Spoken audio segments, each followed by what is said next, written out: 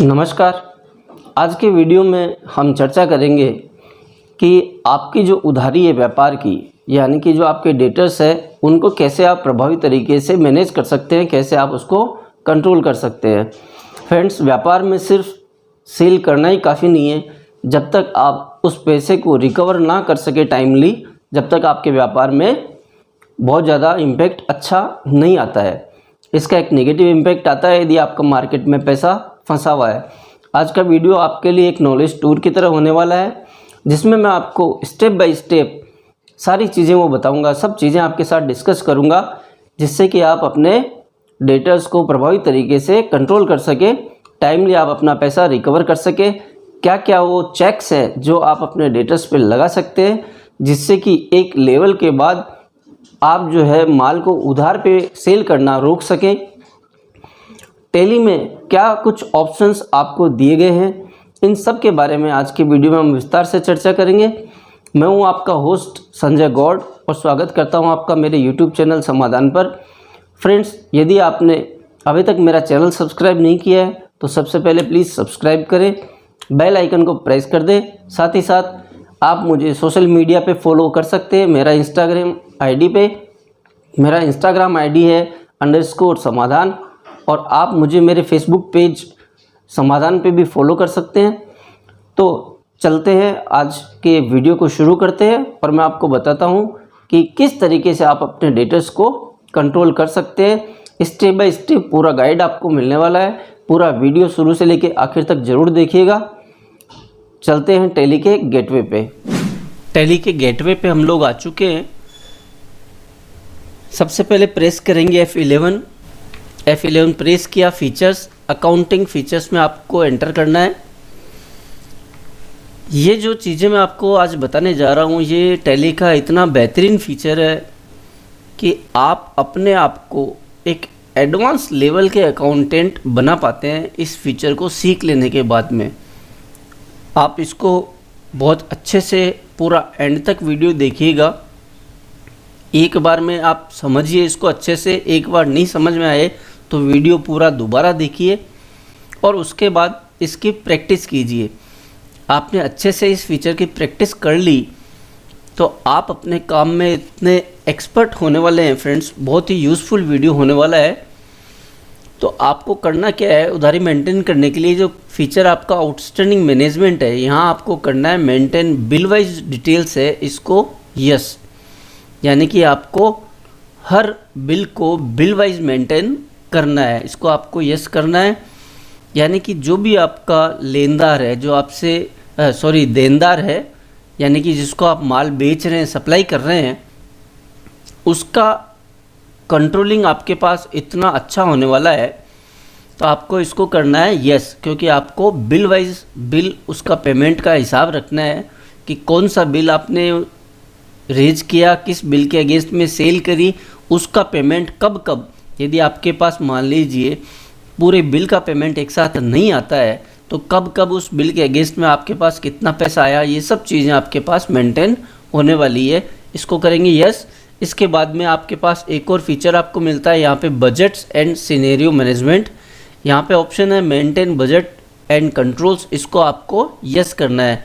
मैंने पहले से यस किया हुआ है, ये ध्यान रखना आपको। मेंटेन बजट एंड कंट्रोल्स है, इसको यस करना है। ये आपने यस कर दिया है, इसको कर देते हैं सेव। और अब मैं प्रैक्टिकली आपको दिखाता हूँ एंट्री करके। अकाउंटिंग वाउचर्स में हम आ गए और यहाँ पे अपन को सेल्स का बिल पोस्ट करना है।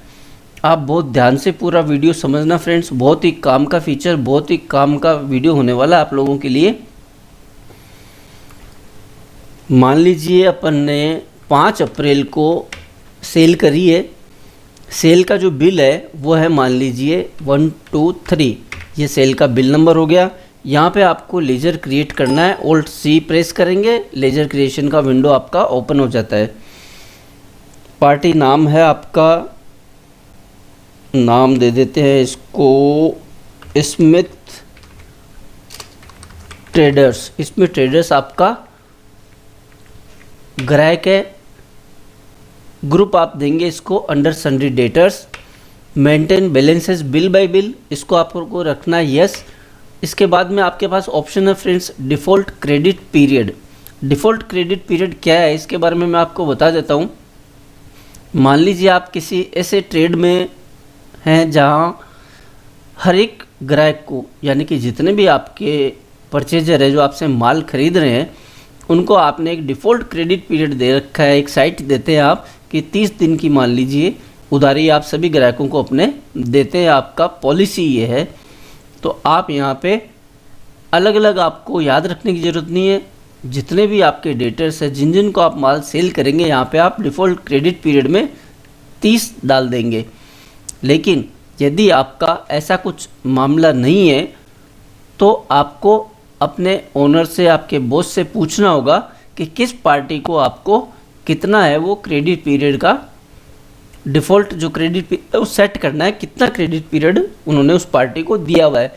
मान लीजिए स्मिथ ट्रेडर्स को आपके बॉस ने कहा आपको कि 15 दिन की अपन उधार देते हैं, तो यहाँ पे आपने 15 सेलेक्ट कर दिया, तो यहाँ पे आ गया 15 दिन। 15 दिन की आपने इसके लिए डिफ़ॉल्ट क्रेडिट पीरियड सेलेक्ट कर लिया है। इसके बाद आपके पास आता है check for credit days during voucher entry, इसको आपको यस करना है फ्रेंड्स। थर्ड ऑप्शन आपके पास आता है स्पेसिफाई क्रेडिट लिमिट, यानी कि आप यहाँ पे इसकी क्रेडिट लिमिट भी सेट कर सकते हैं। मान लीजिए आपके बॉस ने कहा है कि जो स्मिथ ट्रेडर्स आपका ग्राहक है इसको आपको कभी भी 1 लाख रुपए से ज़्यादा की उधार नहीं देनी है, यानी कि आप इसको तब तक माल बेच सकते हैं जब तक कि 1 लाख रुपए का बैलेंस ना हो जाए। जैसे ही आपका इनका 1 लाख की बैलेंस हो जाता है या 1 लाख रुपए की उधारी हो जाती है, इसके बाद जब तक ये पुराना हिसाब क्लियर नहीं करे तब तक आपको इसको माल नहीं देना है। तो अब आप इसको यहीं पे स्पेसिफाई कर सकते हैं। मान लीजिए 1 लाख, तो यहाँ पे आप अमाउंट डाल दीजिए 1 लाख रुपए। अब आपने 3 चीज़ें सेट कर दी है फ्रेंड्स, रिमाइंड करा देता हूँ मैं आपको। पहला, आपने मेंटेन बिल बैलेंस है, इसको यस किया है। इसके बाद आपने यहाँ पे डिफ़ॉल्ट क्रेडिट डेज डाले हैं, check for credit days during voucher entry, इसको यस किया है। और इसके बाद आपने क्रेडिट लिमिट है वो स्पेसिफाई करी है। इसके बाद आपको और किसी ऑप्शन को यस नहीं करना, दोनों option using post dated transaction और inventory values. Inventory value effect नहीं होगी क्योंकि डेटर का ग्रुप है, तो इसको नो करना है और आपको इस एंट्री को कर देना है सेव। बिल पोस्ट करते हैं अपन। बिल नंबर आप देखिए 1 2 3 सेल्स पोस्ट करेंगे। इस पार्टी को हमने एयर कंडीशनर बेचे हैं, मान लीजिए 5 से ज़्यादा हो जाएगा अमाउंट। 3 एयर कंडीशनर्स बेचे हैं हमने इनको, 2 एयर कंडीशनर्स लेते हैं, अमाउंट ज़्यादा हो जाएगा। 1 लाख से अपन ने क्रेडिट लिमिट जो स्पेसिफाई करी है वो फीचर में आपको समझाने के लिए 2 लेता हूँ। बिल की डेट है आपकी 5 अप्रैल। डिफ़ॉल्ट क्रेडिट जो डेज आपने सेट किया है वो है 15 दिन। जीएसटी बुक कर लेंगे, output CGST, output SGST, same state का है इसलिए CGST SGST. Total bill value आप देखेंगे फ्रेंड्स यहाँ पे हो गई है 76,800 रुपये। सेव कर देंगे इसको। तो यहाँ पे आपसे ये रेफरेंस पूछ रहा है, तो यहाँ पे आपको रेफरेंस डालना है 1 2 3, यानी कि जो बिल नंबर है आप उसी को आप यहाँ पे डाल दीजिए ताकि आपको ध्यान रहे कि ये जो बिल नंबर है इसके अगेंस्ट में अपनी आउटस्टैंडिंग है। तो आप हमेशा जो आपका सेल का बिल का नंबर है उसी को यहाँ पे पोस्ट कर दीजिएगा। इसके बाद आपको यहाँ पे दिख रहा है 15 दिन जो आपने स्पेसिफाई किया है क्रेडिट टाइम, वो आपको यहाँ पे 15 दिन दिखाई पड़ रहा है। बिल है वो 5 तारीख को पोस्ट कर रहे हैं, 15 दिन यानी कि 20 तारीख को ये बिल ड्यू हो जाएगा। ये हो गया अमाउंट और इसको कर देते हैं हम सेव। अब फ्रेंड्स 25 तारीख को ये पार्टी आपके पास फिर से माल लेने आती है। अब आपका बिल नंबर है 1 2 4, इसमें ट्रेडर्स। अब देखिए जैसे ही आप यहाँ पे एंटर करना चाह रहे हैं, इसका बिल पोस्ट करना चाह रहे हैं, आपके पास एक वार्निंग मैसेज यहाँ पे पॉपअप हो गया है।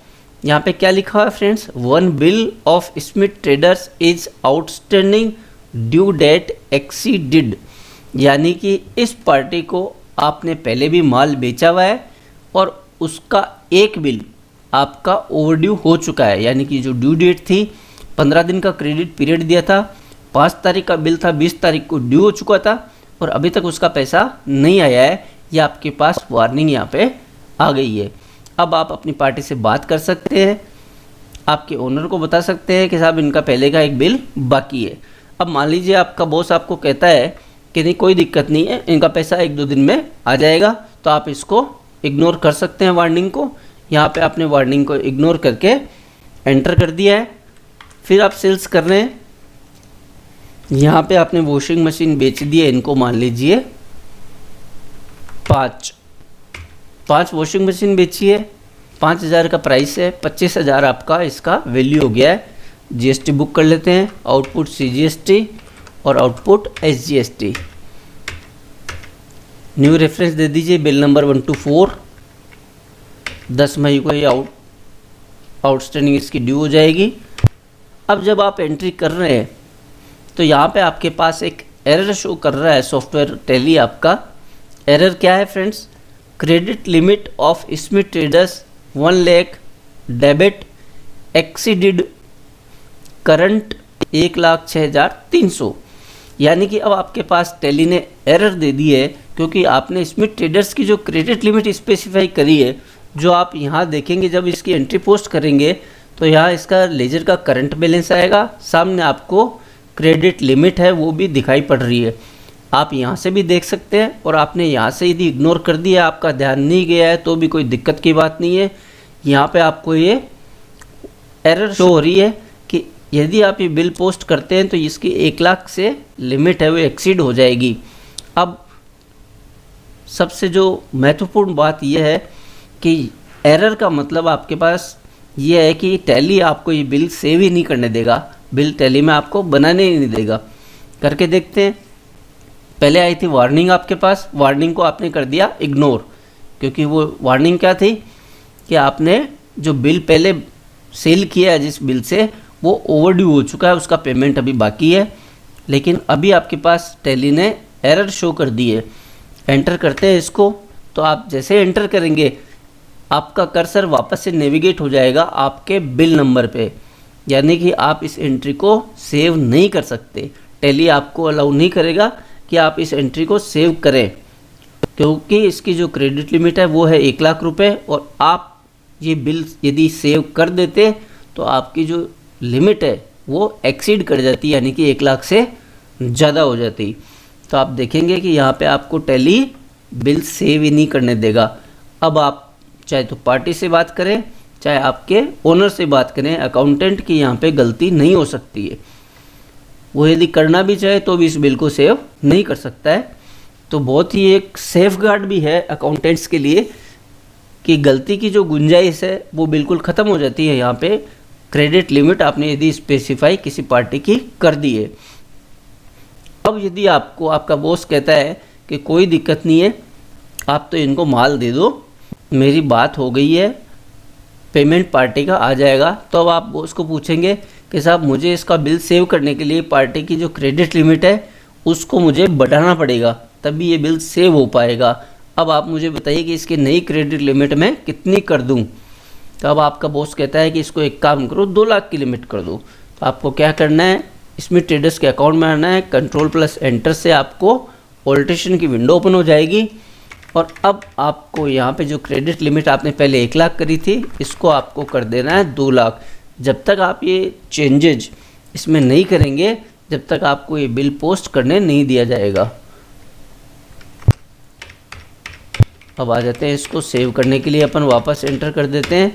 अब आप देखेंगे यहाँ आपको न्यू रेफरेंस आ गया है, बिल नंबर 124 हो गया है, और यहाँ आप ये बिल सेव कर पाएंगे।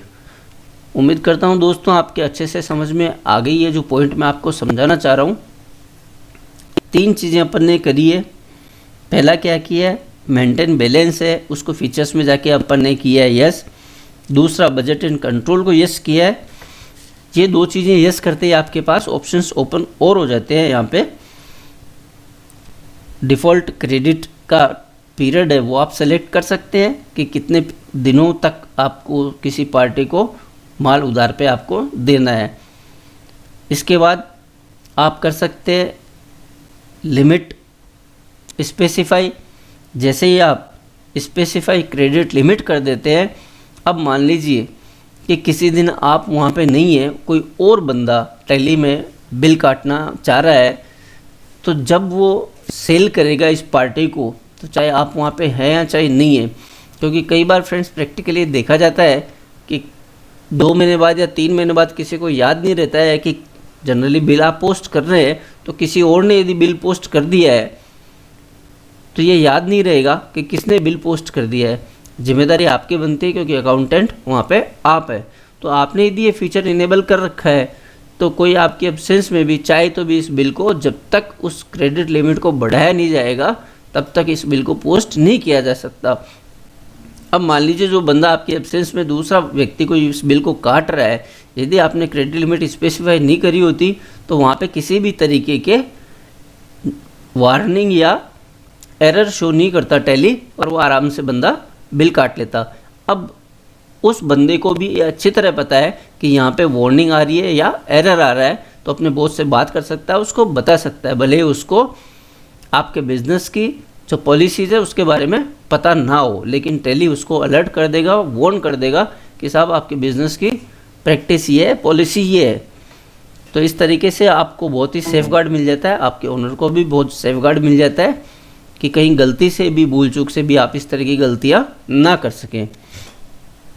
ये जो सेम चीज़ आप अपने क्रेडिटर्स के लिए भी कर सकते हैं। वैसे मेन कंसर्न आज की वीडियो में अपना है अपने डेटर्स को कंट्रोल करना, उधारी को कंट्रोल करना। तो मैं क्रेडिटर्स का नहीं बता रहा हूँ, बाकी इसमें कोई अलग से चीज़ कुछ भी नहीं है। जिस तरीके से आपने डेटर का लेजर क्रिएट किया है उसी तरीके से आप अपने क्रेडिटर का जब लेजर क्रिएट करेंगे तो इसी तरीके से आप इनको ऑप्शंस को अपन को काम में लेना है, और क्रेडिटर्स का भी आपका इसी तरीके से मैनेजमेंट आप कर सकते हैं। अब फ्रेंड्स ये अपन ने कर लिया है, इसके साथ में बात आती है कि लेजर क्रिएट करते समय आपने किसी का बिल बाय बिल करने से, बैलेंस का जो ऑप्शन है ये करने से रह गया है, गलती से आप भूल गए हैं, या किसी भी फाइनेंशियल ईयर के कुछ समय के बाद में आपके बॉस को इस तरीके से कंट्रोलिंग का एक आइडिया आता है, तो वो कंट्रोल करना चाहते हैं डेटर्स को, तो आपको कहते हैं कि क्या अपन कुछ ऐसा कर सकते हैं कि टैली में अपन को पता लग जाए, तो आप अपने बॉस को ये गाइड कर सकते हैं। अब जो पुराने लेजर्स आपने क्रिएट ऑलरेडी कर लिए हैं, तो उनके लिए क्या आपको एक एक लेजर में जाके करने की ज़रूरत है? तो इसका जवाब ये है फ्रेंड्स कि आपको एक एक लेजर में नहीं करने की ज़रूरत है। आप एक साथ जितने भी आपके डेटर्स हैं उनको एक साथ व्यू कर सकते हैं, उनकी एक साथ क्रेडिट लिमिट और ये जो आपका क्रेडिट डेज है वो आप सेट कर सकते हैं। कैसे करना है, इसके लिए हम चलेंगे यहाँ पे अकाउंट्स इन्फो में। अकाउंट्स इन्फो में आपके पास आ जाता है लेजर्स का ऑप्शन। लेजर्स के ऑप्शन में आपको आना है फ्रेंड्स मल्टीपल लेजर्स में। मल्टीपल लेजर्स में आपको एक ऑप्शन दिखाई पड़ता है क्रेडिट लिमिट्स, आपको इसको एंटर करना है और इसके बाद आपके जितने भी ग्रुप बने हुए हैं वो यहाँ पे आपको डिस्प्ले हो जाते हैं। तो आपको आना है सन्डी डेटर्स में। जैसे आप सन्डी डेटर्स को एंटर करेंगे तो जितने भी लेजर्स आपने सन्डी डेटर्स के ग्रुप में क्रिएट किए हुए हैं वो सारे लेजर्स आपको यहाँ पे दिखाई पड़ते हैं। जिन जिन में आपने क्रेडिट लिमिट स्पेसिफाई कर रखी है वो भी आ रहे हैं और जिनमें नहीं कर रखी है वो भी आ रहे हैं। मान लीजिए ABC एक आपका डेटर है, इसमें अपन ने ना तो क्रेडिट लिमिट स्पेसिफाई करी हुई है, ना क्रेडिट पीरियड किया हुआ है, ना कोई चेक लगाए हुए हैं। तो अब आप यहाँ से जिन जिन डेटर्स का आपने नहीं किया हुआ है वो सारे आप एक ही विंडो पे, एक ही पेज पे सब कुछ ऑप्शन है वो इनेबल भी कर सकते हैं। सबसे पहला है क्रेडिट लिमिट, तो आप यहाँ पे डाल दीजिए क्रेडिट लिमिट, जो भी अमाउंट आपको बताया जाता है। मान लीजिए इनका 50,000 है तो 50,000 डाल दीजिए। क्रेडिट पीरियड, मान लीजिए इनको 15 दिन का क्रेडिट मिलता है तो यहाँ पे 15 दिन डाल दीजिए। Check for credit days during voucher entry, इसको कर दीजिए आप यस। तो इस तरीके से आप हर डेटर जो आपका है उसकी यहाँ से भी आप इनको ये ऑप्शन इनेबल कर सकते हैं। उम्मीद करता हूँ फ्रेंड्स आपके ये समझ में आ रहा है, क्योंकि बहुत ही आसानी से मैं आपको समझाने की कोशिश कर रहा हूँ ये सब चीज़ें। अब इसके बाद फ्रेंड्स बात आती है कि जब आपके डेटर आपको पेमेंट देते हैं, ये भी अभी इसी वीडियो में डिस्कस कर लेते हैं अपन कि पेमेंट जब आप करेंगे तो आपको एंट्री कैसे पोस्ट करनी है, क्योंकि आपको हिसाब रखना है बिल बाय बिल। तो एक रिसीट की एंट्री पोस्ट करते हैं, अकाउंटिंग वाउचर्स, और यहाँ पे करेंगे रिसीट। मान लीजिए आपके पास 5 मई को कोई पेमेंट आता है, स्टेट बैंक ऑफ इंडिया में आपका बैंक है, आपने चेक रिसीव किया है या ऑनलाइन पेमेंट आया है, इसमें ट्रेडर्स आपकी पार्टी है और इन्होंने आपको दिया है 40,000 रुपये। यहाँ आप 40,000 रुपये डाल देंगे। पहले जब आपने एंट्री पोस्ट की थी बिल की तो आपने यहाँ पे ऑप्शन किया था न्यू रेफरेंस यानी कि बिल। अब आपको करना है अगेंस्ट रेफरेंस यानी कि किस बिल के अगेंस्ट में आप ये पैसा जमा करने वाले हैं। तो आपको यहाँ पे अगेंस्ट रेफरेंस सेलेक्ट करना है। 1 2 3 बिल नंबर आपने देख लिया, पहले अपना बिल नंबर है वो 1 2 3 है, उसके अगेंस्ट में आपको करना है। तो यहाँ पे 40,000 रुपये अपन 1 2 3 के अगेंस्ट में यहाँ पे सेव कर लेंगे। इसी तरीके से आपको जितनी भी पेमेंट आपके पास रिसीव होते हैं आपको किसी न किसी बिल नंबर के अगेंस्ट में पोस्ट करने हैं। मान लीजिए एक और पेमेंट आता है इनका 31 मई को, इसमें ट्रेडर्स ये आया है सिर्फ 5,000 रुपये। यहाँ पे आप अगेंस्ट रेफरेंस करेंगे, इसी तरीके से बिल सेलेक्ट करेंगे और पेमेंट की एंट्री पोस्ट कर देंगे। जब आप इसमें ट्रेडर्स का लेजर देखेंगे तो आपको यहाँ से भी ये सब चीज़ें दिख जाएगी कि पहले कौन सा बिल कटा हुआ है, बाद में कौन सा बिल कटा हुआ है, कितना पैसा आउटस्टैंडिंग है। इस तरीके से भी आप सारी चीज़ें व्यू कर सकते हैं। फ्रेंड्स, इसके बाद में एक और चीज़ बच जाती है, वो है एजिंग। एजिंग एक बहुत ही बढ़िया फंक्शन है जिसके द्वारा आप यहाँ टैली में एंट्री करने के दौरान तो देख ही पा रहे हैं, लेकिन इसके साथ ही साथ जब आपको सारे जितने भी डेटर्स हैं सारे लेजर्स आपको एक साथ व्यू करने हैं कि किस पार्टी का, मान लीजिए कोई पार्टी आपकी कुछ पार्टी जब माल लेके चली गई और आप अगली बार जब तक माल लेने नहीं आई तब तक आप वेट थोड़ी करेंगे पेमेंट का। तो आप क्या करेंगे, आप करेंगे एजिंग डेटर्स की, यानी कि एक रेगुलर इंटरवल पे आप डेटर्स की एजिंग है वो अपने बॉस को बना के दे देंगे। डेटर्स एजिंग क्या है, कैसे की जाती है, इससे रिलेटेड वीडियो मैं डिटेल में अपलोड कर चुका हूँ, आप उसको कंसिडर कर लीजिए। ये दोनों वीडियो देखने के बाद डेटर्स की कंट्रोलिंग और मैनेजमेंट बहुत अच्छी तरीके से करना आप लोग सीख जाएंगे। इसमें आपको कोई भी परेशानी आने वाली नहीं है, मेरा मानना है। उम्मीद करता हूँ फ्रेंड्स आज का वीडियो आप लोगों के लिए बहुत ही उपयोगी रहेगा। वीडियो के बारे में आपकी क्या राय है कमेंट करके मुझे ज़रूर बताएं। इसके साथ ही साथ फाइनेंशियल स्टेटमेंट की सीरीज़ के 4 पार्ट्स हैं वो मैं अपलोड कर चुका हूँ मेरे चैनल पे।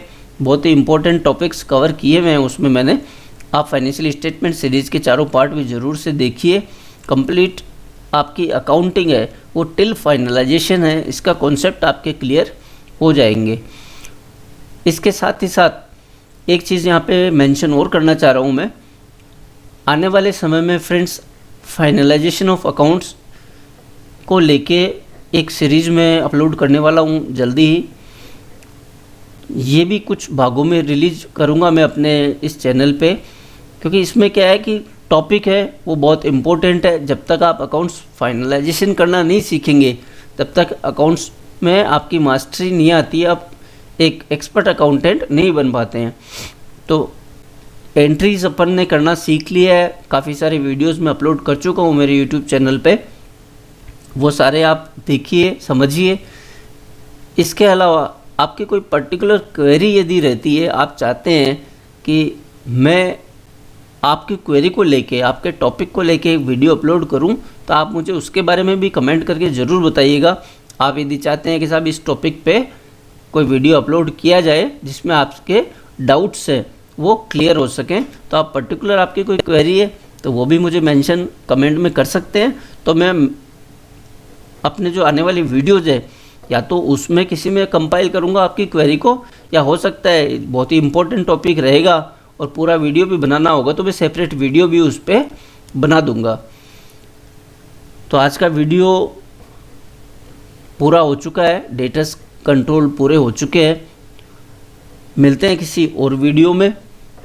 Thank you so much.